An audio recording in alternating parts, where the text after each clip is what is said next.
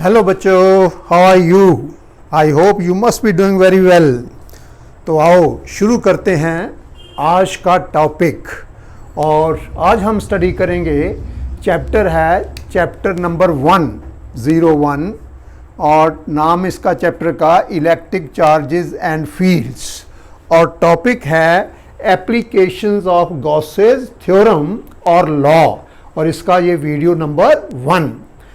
मैंने आपको ये गॉसेस लॉ का एक वीडियो डाला था आपके लिए। उसमें मैंने समझाया था कि अकॉर्डिंग टू गॉसेस लॉ, और Gauss's law states that the electric flux through a close surface enclosing a charge in vacuum is 1 over epsilon naught times the net charge enclosed by that surface, that closed surface। तो उसको apply करके हमने कुछ charge distribution के कारण electric field या electric intensity निकालनी है।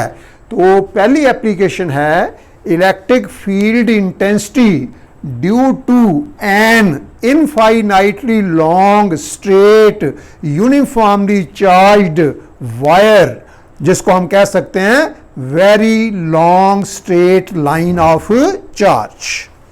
तो मान लो एक आपके पास एक बहुत थिन वायर है which is uniformly charged, यानी कि उसमें जो चार्ज है वो उसकी all along its length uniformly distributed है, और उसकी जो लेंथ है that is infinite, that means it is very very large and it has been placed along x axis. So this is the wire, और इस पे जो चार्ज है that is positive charge and it is uniformly distributed all along its length. We want to find the electric field intensity due to this line of charge at any point P which is at a perpendicular distance R from it. It means the wire. Now to do so, we will make use of Gauss's law or Gauss's theorem. Let us see how. So you draw a cylinder of any length L and radius R. Radius उतना ही लेना जितना के observation point का perpendicular distance है from the line charge, and that is equal to R. और length हमने ले ली एल, और क्योंकि यहां पे चार्ज की जो डिस्ट्रीब्यूशन है that is linear charge distribution, और ये चार्ज डिस्ट्रीब्यूशन है यूनिफॉर्म, इसलिए मैं कह सकता हूं कि let linear charge density of this wire be lambda. और इस ये जो सिलेंडर मैंने ड्रॉ किया इसके अंदर कितनी लेंथ आ गई इसकी, स्मॉल एल, और यूनिट लेंथ पे कितना चार्ज है, लैम्डा। तो एल लेंथ पे कितना हो गया, lambda into L, that is the charge enclosed by this cylinder, and I will take this cylinder as the Gaussian surface, and I told you the definition of Gaussian surface. What is a Gaussian surface? An imaginary surface in three-dimensional space surrounding the given charge or the charge distribution such that the magnitude of electric field intensity at all points on this on its surface is the same and is directed radially outward। अब आप यहाँ भी देख सकते हैं due to symmetry of the problem, ये जो मैंने सिलेंडर ड्रॉ किया जिसका नाम मैंने गॉसियन सरफेस रखा है, इसके किसी भी पॉइंट पे जो इलेक्ट्रिक इंटेंसिटी होगी उसकी मैग्नीट्यूड सेम होगी। क्यों कि इसके सरफेस पे हर पॉइंट का perpendicular distance from the line charge is the same, that is equal to R, and it is directly radially outward. हाँ, क्यों रेडियली आउटवर्ड, क्यों होगी जो इंटेंसिटी होगी इट विल बी रेडियल, लेकिन ये आउटवर्ड भी हो सकती है, इनवर्ड भी, वो डिपेंड करता है कि ये चार्ज कौन सा इस पे पॉजिटिव है या नेगेटिव है। अगर पॉजिटिव है जैसे कि मैंने बनाया तो इस केस में होगी रेडियली आउटवर्ड, और मान लो इस पे नेगेटिव चार्ज डिस्ट्रीब्यूटेड होता then it would have been radially inward. Now according to Gauss's law, the electric flux through this surface, that is phi E, which is equal to surface integral E dot ds, E dot ds, this will be equal to, on the closed surfaces, equal to 1 over epsilon naught times the net charge enclosed by this Gaussian surface, और वो charge मान लो है Q, लेकिन Q किसके बराबर है, because lambda equal to charge over length, और length मैंने कितनी ली है इसकी वायर की, L inside this Gaussian surface, this is the length L, इतनी लेंथ इसके अंदर आई इसके, so therefore Q equal to lambda into L, so I will put the value of Q here equal to lambda into L. Now I can assume that this cylinder जो कि Gaussian surface है, it is made up of three surfaces. Number one, S1 the end surface, S2 this end surface, and number 3 S3 the curved surface. Now as I told you, the direction of electric intensity at any point will be radially outward.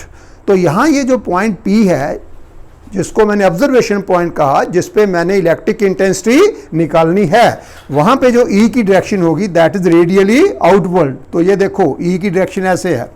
अब यहाँ पे मैं P के चारों तरफ एक छोटा सा एरिया एलिमेंट लेता हूँ. एरिया इसका है ds, लेकिन आपको पता है कि एरिया वैसे तो स्केलर होता है, but for our convenience we can treat it as vector. और जब एरिया को वेक्टर लेना होता है तो इसको हम एक एरो से रिप्रेजेंट करते हैं, और वो एरो लेते हैं perpendicular to the given surface in the outward direction, that is area vector is normal to the given surface in the outward direction. तो जो ds वेक्टर आएगा that is normal to this area ds in the outward direction. So therefore you can say that at the point P, E vector and ds vector are in the same direction. Now come to the end surface S1. यहाँ पे भी जो electric intensity की direction होगी इस point पे, यहाँ पे भी मैंने थोड़ा सा एरिया एलिमेंट लिया ds. यहाँ पे जो डायरेक्शन E की होगी दैट इज रेडियली अपवर्ड, लेकिन जो एरिया वेक्टर होगा वो आउटवर्ड राउंड नॉर्मल, वो इस तरफ आएगा. So you can see that for this surface and surface S1 the angle between E vector and ds vector is 90 degree. Similarly यहाँ पे देखिए जो एंड सरफेस जिसका नाम मैंने S2 रखा है, इलेक्ट्रिक इंटेंसिटी की डायरेक्शन रेडियली अपवर्ड होगी, लेकिन जो एरिया वेक्टर आएगा वो आएगा इस तरफ आएगा, normally outward. So here also the angle between E vector and ds vector is 90 degree. So therefore I can write this integral as, इसके मैं 3 इंटेग्रल बना सकता हूँ. इसका नाम रख लो इक्वेशन नंबर 1, ये वाली जो इक्वेशन है. Now surface integral E dot ds on the closed surface S, ये जो क्लोज सरफेस S है, ये गॉसियन सरफेस टोटल जिसके मैंने आगे 3 सरफेस बनाए हैं.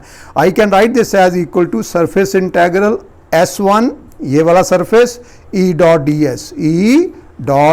ds plus surface integral S2 E dot ds. पूरे सरफेस को मैंने कवर करना है, तो प्लस आ जाएगा surface integral on closed surface S3 E dot ds. Now for this surface S1 the angle between E vector and ds vector is 90 degree. So therefore E dot ds it will be E ds cos 90, and what is cos 90? 0. तो ये आ जाएगा 0. इसी तरह जो S2 surface है उसमें भी E vector और ds वेक्टर में एंगल है 90. सो E dot ds will be E ds cos 90 that is 0. लेकिन जो S3 सरफेस है जो कि इस सिलेंडर का, जिसको मैंने गॉसियन सरफेस लिया, कर्व्ड सरफेस है, उसके लिए angle between E vector and ds vector is 0 degree. तो यहाँ पे आएगा E ds cos 0, और cos 0 कितना होता है? 1. So therefore I can write this as surface integral on closed surface S E dot ds equal to, जो पहला आ गया वो आ जाएगा surface integral E ds cos 90 degree, ये S1 पे आ गया, प्लस दूसरा भी आएगा surface integral S2 E ds cos 90 degree, E ds cos 90 degree, और जो तीसरा है ये आ जाएगा surface integral on the close surface S3 E ds cos 0 degree, E ds cos 0 degree. Now cos 90 0, cos 90 0. So therefore this will be equal to 0 plus 0 और plus cos 0 is 1, तो ये आ जाएगा surface integral on S3 EDS. Or you can say that this integral will be equal to, अब देखिए ये तो 0 हैं दोनों, E, क्योंकि गॉसियन सरफेस किसको कहते हैं? जिसके हर पॉइंट पे इलेक्ट्रिक फील्ड इंटेंसिटी की मैग्नीट्यूड सेम हो, दैट मीन्स कांस्टेंट हो. तो E क्योंकि कांस्टेंट है तो ये आ गया out of the sign of integration, और यहाँ पे आ गया सरफेस इंटेग्रल S3 ds. ये चीज, अब ds जो है it is small element, area element on the curved surface S3. और अगर पूरे कर्व्ड सरफेस को मैं ऐसे छोटे छोटे एरिया एलिमेंट्स में डिवाइड करूं और फिर उन सब का एरिया ऐड कर दूं, क्योंकि ये जो सरफेस इंटेग्रल का मतलब होता है mathematical technique of adding small quantities. तो इसका मतलब ये है कि ये जो सरफेस इंटेग्रल ds आएगा on surface S3, this will be equal to the surface area of the curved surface जिसका रेडियस है r और लेंथ है L, and you know that the area of the curved surface of a cylinder of radius r and length L is 2 pi r L. So therefore this will be equal to E into 2 pi r L. So that is the value of this integral. So now let us come to equation 1. Equation 1 says that phi E equal to this integral, और ये integral कितना आ गया? E into 2 pi r L, and according to Gauss's law this must be equal to 1 over epsilon naught into Q. And what is Q? Q is lambda into L, and therefore I can say that E into 2 pi r L equal to 1 over epsilon not into L. अब ये L से L cancel हो गया, and therefore E will be equal to lambda over, ये 2 pi r नीचे ले जाओ, lambda over 2 pi epsilon not into R. So that is the expression for the electric field intensity at any point P at a perpendicular distance R from the given line charge distribution. That means a wire carrying charge uniformly distributed all along its length, and we are assuming that this wire is of infinite length. So from this expression you find that 2 pi epsilon naught is constant, lambda is also constant for a given linear charge distribution, therefore E is inversely proportional to R. So smaller the distance of the observation point from the line charge, stronger will be the electric field and vice versa. अब एक question है भाई, ये formula तब ठीक है when the length of the wire is infinite. अगर length कम हो then we will have to take edge effects into consideration.